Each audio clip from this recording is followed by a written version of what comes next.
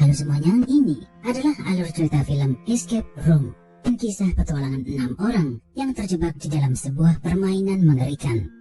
Mereka adalah Zoe, Ben, Jason, Amanda, Danny, dan Mike.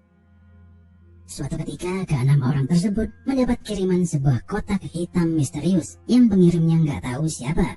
Tentu saja, kiriman paket itu membuat ke-6 orang itu penasaran. Mereka mencoba membuka kotak hitam itu dengan segala cara, mulai dengan dipukuli pakai palu dan bahkan dengan rumus matematika. Setelah terbuka, tiba-tiba sebuah potongan kertas muncul dari dalam kotak itu. Di situ tertulis kalau ini adalah sebuah undangan untuk mengikuti permainan escape room atau melarikan diri dari ruangan, dan pemenangnya bakal mendapat hadiah $10.000 atau sekitar 140 juta rupiah. Karena tergiur dengan hadiahnya, tanpa pikir panjang ke-6 orang itu menuju ke lokasi gedung permainan. Sebelum masuk, satu persatu dari mereka diminta untuk menunjukkan kartu identitas dan meninggalkan barang bawaan seperti HP dan lain-lain. Setelah semuanya berkumpul, mereka ngobrol satu sama lain dan berkenalan. Namun, karena Ben merasa bosan dengan obrolan ke-5 orang lainnya, dia memutuskan untuk keluar karena pengen ngerokok. Smoke a cigarette. Tapi pas mencoba buka pintu, gagang pintunya tiba-tiba copot, dan setelah dilihat-lihat ada sebuah alat putaran yang mirip kayak pengatur suhu panas di oven.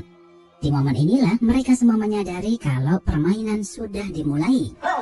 It's starting right now? Yes! Oh! Jadi tanpa membuang waktu, ke-6 peserta mulai mencari petunjuk di dalam ruangan tersebut. Mereka mengacak-acak ruangan itu, dan Mike gak sengaja menemukan sebuah obeng di dalam sebuah buku yang berjudul 451 Fahrenheit. Melihat judul buku itu, Zoe mengira kalau angka tersebut adalah sebuah password. Tanpa memberitahu yang lainnya, dia kemudian memutar knop pintu ke arah angka 451, angka yang sama seperti judul buku yang ditemukan Mike tadi. Namun, pintu tersebut masih terkunci dan malah pemanas di langit-langit ruangan itu menyala. Tentu saja ruangan tersebut menjadi makin panas, yang membuat para peserta tambah panik. Mereka membuka jaket dan minum banyak air demi bertahan di ruangan yang sangat panas itu. Setelah lama mencari petunjuk, Zoe tak sengaja menemukan tulisan di dinding bertuliskan "Use the coasters at all times", yang artinya selalu gunakan tatakan gelas. Disinilah mereka menemukan adanya 6 tombol rahasia pada tatakan gelas di meja ruangan tengah, yang setelah semua dipencet membuka lorong rahasia di balik sebuah lukisan. Masalahnya, ke-6 tombol tersebut harus ditekan bersamaan supaya lorong rahasia itu tetap terbuka. Tak kehabisan akal, akhirnya mereka menggunakan gelas yang diisi air untuk menahan tombol itu. Tapi karena airnya sudah diminum tadi, air itu hanya cukup untuk 5 buah gelas aja. Mereka semakin panik ketika sebuah kompor api raksasa menyala di langit-langit ruangan itu. Untungnya Ben masih menyimpan sebotol minuman keras di dalam baju yang digunakannya untuk mengisi gelas ke-6. Ben dan Danny berhasil masuk ke lorong rahasia itu tepat waktu karena tak lama kemudian ruangan tersebut terbakar dan meledak. Setelah lolos dari ruangan oven, mereka sekarang berada di ruangan dengan settingan kabin musim dingin. Sebuah rumah kayu sederhana yang dipenuhi banyak barang-barang gak jelas. Mereka berenam masih syok dengan ruangan pertama tadi dan bertanya-tanya apakah ini permainan atau beneran. Walaupun tadi hampir mati terbakar, Danny tetap yakin kalau ini cuman permainan aja dan meyakinkan mereka semua untuk melanjutkan. Sedangkan Amanda berteriak di depan CCTV dan bilang kalau dia ingin menyerah. Namun Jason mengingatkan kalau hadiah permainan ini sangat besar dan sangat sayang kalau mereka menyerah begitu aja. Hey, it's $10,000. I don't lose. Pintu kabin itu ternyata digembok dan terlihat ada kombinasi 7 huruf agar gembok itu bisa terbuka. Mereka berenam mengacak-acak ruangan itu, mencari 7 huruf yang bisa membuka pintu tersebut. Kali ini Ben melihat ada kejanggalan di tembok ruangan kabin. Dia melihat ada 9 tanduk rusa yang dipajang di tembok tersebut. Di setiap tanduk rusa itu ada sebuah huruf, dan entah kenapa Ben tiba-tiba teringat kecelakaannya beberapa tahun lalu. Dia menyetir mobil dalam kondisi mabuk bersama teman-temannya, dan sebelum tabrakan mereka menyanyikan lagu tentang Rudolf sang rusa. Rudolph the red-nosed reindeer. Dan benar saja, Rudolf adalah password yang benar untuk membuka gembok kabin tersebut. It's Rudolph. He's got Rudolph? Yeah, John Rudolph. Look at that! Hey, he helps! Ben merasakan ada yang gak beres dengan permainan ini. Seakan-akan yang mendesain permainan tersebut tahu tentang masa lalunya. Setelah pintu terbuka, keenam orang ini dihadapkan dengan hutan salju yang luas. Danny berjalan di atas danau yang membeku dan mencoba untuk pergi sejauh mungkin. Namun, hutan ini hanyalah papan monitor yang mengelilingi ruangan tersebut. Kepalanya terbentur dan dia pun terjatuh, yang menyebabkan danau itu sedikit retak. Oh! Guys? Danny meremehkan dan berkata kalau danau ini nggak bakal hancur karena hanya danau bohongan. Tak lama kemudian ada dua buah jendela yang terbuka dan menyemburkan hawa dingin ke ruangan itu yang membuat temperatur turun secara drastis. Pintu kabin tertutup secara otomatis dan mereka pun harus kedinginan di luar karena jaketnya tertinggal di ruangan pertama tadi. Insting bertahan mulai muncul. Secepat mungkin mereka mencari petunjuk agar bisa keluar dari ruangan yang dingin itu. Zoe menemukan magnet di dalam boneka beruang. Jason menemukan sebuah pintu besi di ujung ruangan tersebut. Sedangkan Mike menemukan alat pancing di atas pohon. Dan Ben gak sengaja menemukan sebuah lubang di atas permukaan danau yang membeku.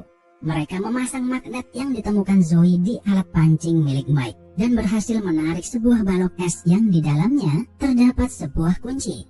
Danny berniat meminjam korek api milik Ben untuk membuat api unggun. Ben melempar korek itu ke tengah danau dan ketika mau diambil, Danny nggak sengaja terperosok masuk ke dalam danau yang airnya sangat dingin. Thanks a lot. Kelima orang lainnya panik dan berusaha menyelamatkan Danny. Namun, karena arus bawah air yang kencang, Danny tenggelam dan tewas begitu saja. Di momen inilah, mereka semua menyadari kalau ini bukan hanya permainan. Tapi, ada orang gila di luar sana yang sengaja membunuh mereka satu persatu untuk hiburan.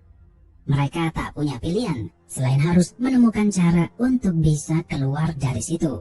Akhirnya mereka menggunakan panas tubuh dan meletakkan tangan secara bergantian di atas balok es yang ada kuncinya tadi. Setelah berjam-jam kedinginan dan tangan sampai mati rasa, akhirnya balok es itu meleleh dan Jason menggunakan kunci tersebut untuk membuka pintu yang ditemukannya tadi.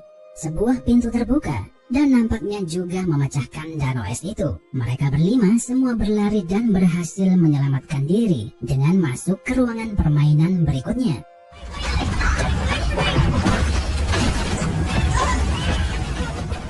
Kali ini mereka dihadapkan dengan ruangan biliar yang terbalik. Dari kejauhan terlihat sebuah pintu berwarna kuning di ujung ruangan tersebut. Dan nampaknya mereka harus menemukan gagangnya agar bisa menuju ke ruangan berikutnya. Tak lama kemudian sebuah telepon berdering.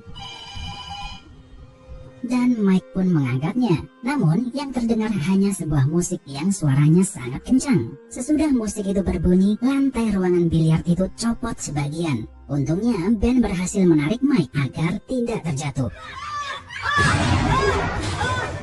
Mereka mempunyai teori kalau telepon ini berdering, berarti lantainya akan copot lagi.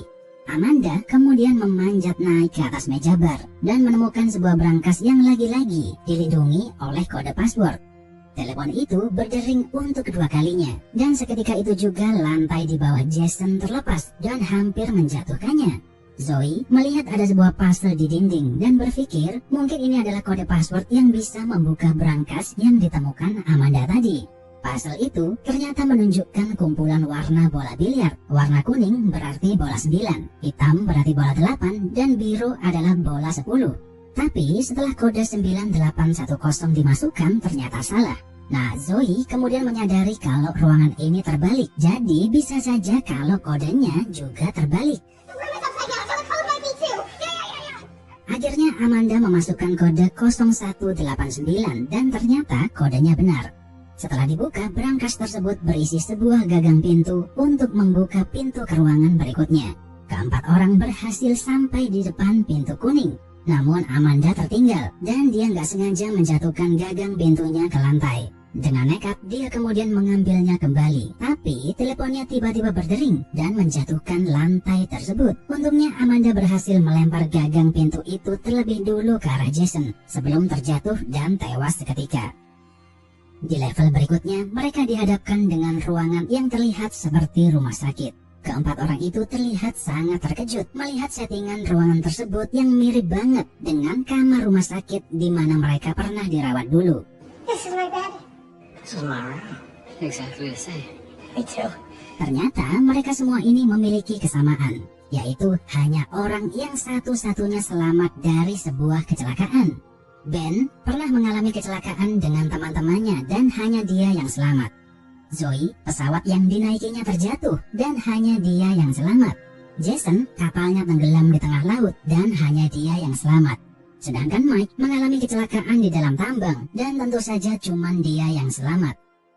Zoe mempunyai teori kalau siapapun yang menciptakan permainan ini sengaja mengumpulkan orang-orang beruntung untuk adu nasib dan melihat siapakah nanti yang jadi pemenang.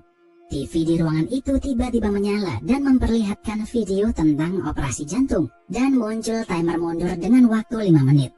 Mike menemukan foto ronsen tangan yang ternyata kalau diperhatikan adalah bahasa isyarat huruf EKG. Jadi mereka buru-buru mencari mesin EKG di ruangan itu karena berpikir itu adalah kunci untuk membuka pintu keluar. Masalahnya mereka nggak tahu harus ngapain dengan mesin ini. Jason berpikir mungkin salah satu dari peserta harus meninggikan detak jantungnya. Jadi dia menumbalkan Mike dengan menggunakan alat defibrillator sampai kejang-kejang dan membuat detak jantungnya lebih dari 200. Namun timernya masih belum berhenti.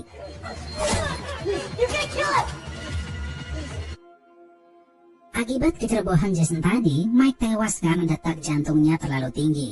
Di momen inilah dia baru paham bahwa cara yang benar seharusnya menurunkan detak jantung, bukan menaikkan. Jason kemudian bermeditasi, menurunkan detak jantungnya sendiri ke angka 50 dan sukses membuka pintu ke ruangan berikutnya. Di saat bersamaan, waktu juga habis dan ruangan itu dipenuhi oleh gas beracun.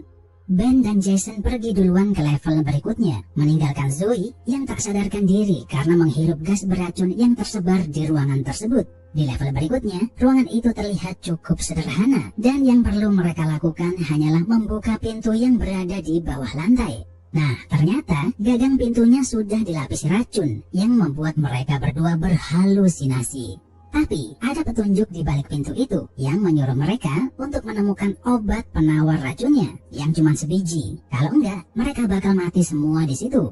Racun itu membuat mereka muter-muter nggak jelas dan ketawa-ketawa kayak orang gila. Ben berhasil menemukan penawar racun yang tersembunyi di laci rahasia. Namun Jason berusaha merebutnya dan akhirnya mereka berdua berantem. Duel maut itu dimenangkan oleh Ben yang kemudian menuju ke level berikutnya.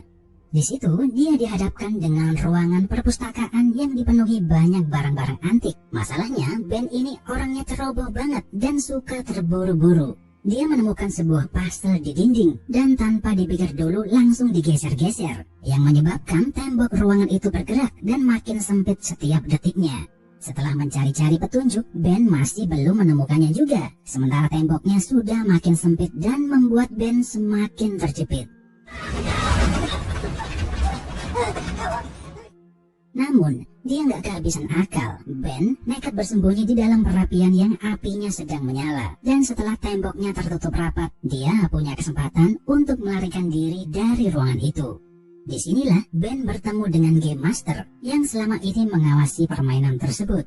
Dia mengucapkan selamat kepada Ben karena berhasil menang. Ternyata permainan gila ini disiarkan ke seluruh dunia dan ditonton oleh orang-orang kaya dan orang-orang berkuasa dari semua negara. Namun, sang Game Master berusaha membunuh Ben karena permainan ini didesain agar semua pesertanya harus mati.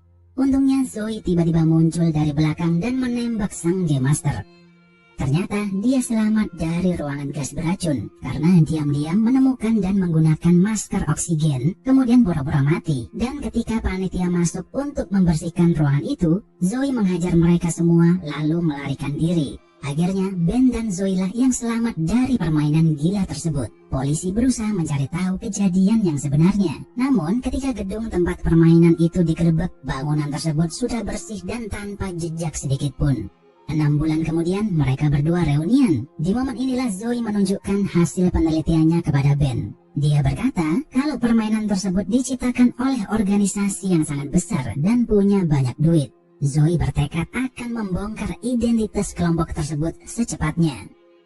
Di akhir cerita, nampaknya rencana Zoe sudah diketahui oleh pimpinan organisasi itu, dan mereka terlihat sedang bersiap-siap membuat skenario permainan baru untuk Zoe dan Ben. Kita tunggu aja di sequel berikutnya. Terima kasih sudah menonton sampai akhir. Jangan lupa subscribe dan like videonya, biar gak ketinggalan update terbaru dari channel ini. Sampai jumpa di video berikutnya.